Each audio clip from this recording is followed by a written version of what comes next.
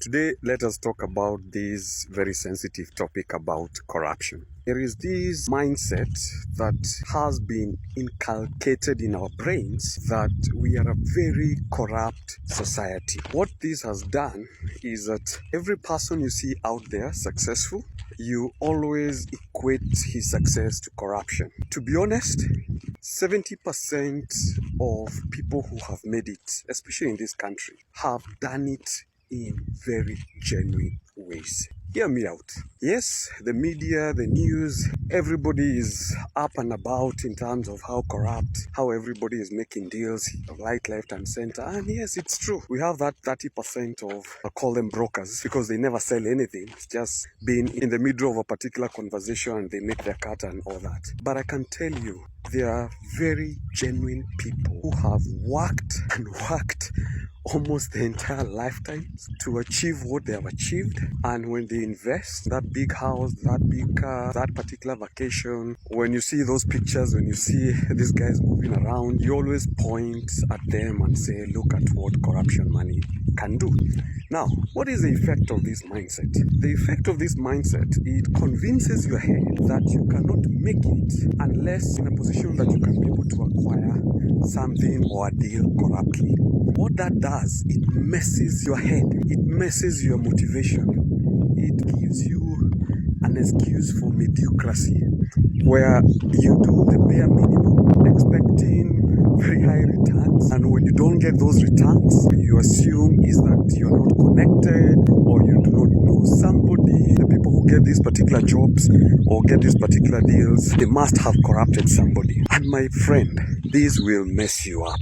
My own life experience and observation, I've worked with startup founders who lost literally everything in the pursuit of the success they currently have.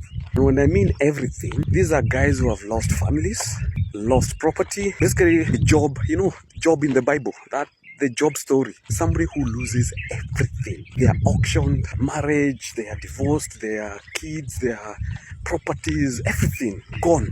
They fall into depression, but they dust themselves up.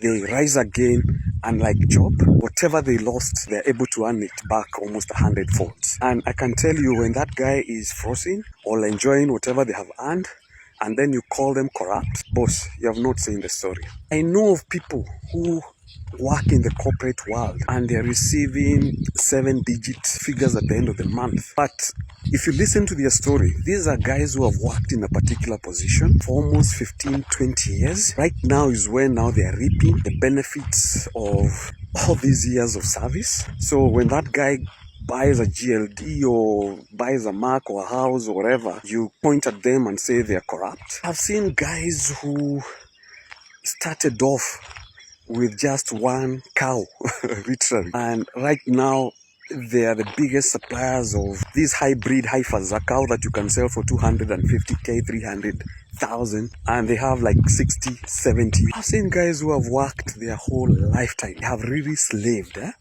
A guy who has been working for almost 16 hours a day for a period of 10 years for them to be able to achieve what they have, drive a particular car, stay in a particular lifestyle, and then you call them corrupt. I can tell you, if you have this kind of mindset, you're not going anywhere. You're not going to grow, because every time that you get into a hardship, you will always equate it to corruption. It's a mindset shift, where you really need to identify what is this thing that you're good at. What is this thing that you're not afraid to put in the hours? You're not afraid to go out there, expose yourself, look for partnerships, look for people who can be able to aid you. And if that opportunity is not here locally, boss, there's nothing that stops you from getting outside our borders. There are guys who are working in some conditions that are crazy. You hear somebody is in the US and you think they are having it easy. Those guys, sometimes they are working 2, 3, 4 jobs for them to be able to even support themselves and support you.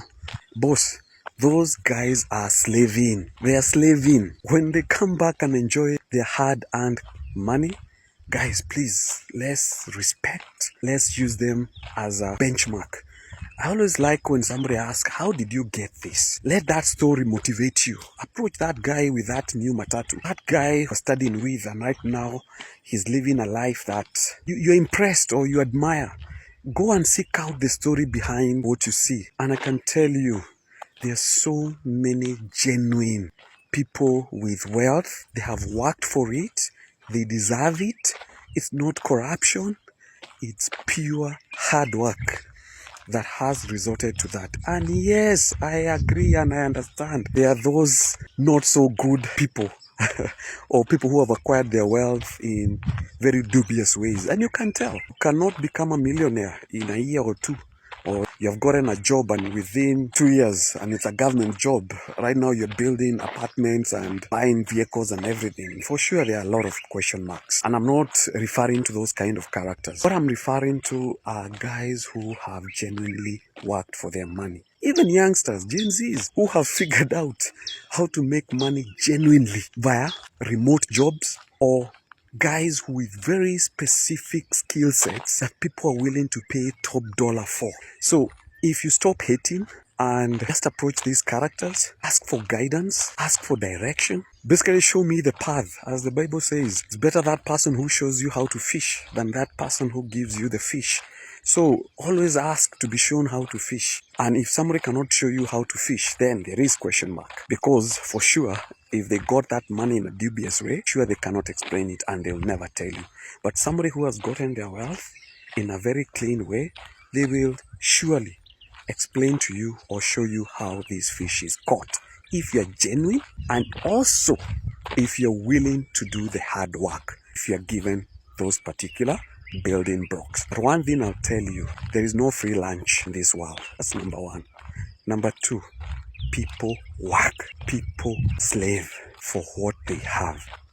Guys, stop scrolling endlessly those TikTok videos. Look for content that is available online that can actually help you build wealth, build health, and also build you as a person from an innermost point of view. I always say, as long as you're a good human being, the universe will always conspire to give you a chance. Food for thought. What's your story? Taras here.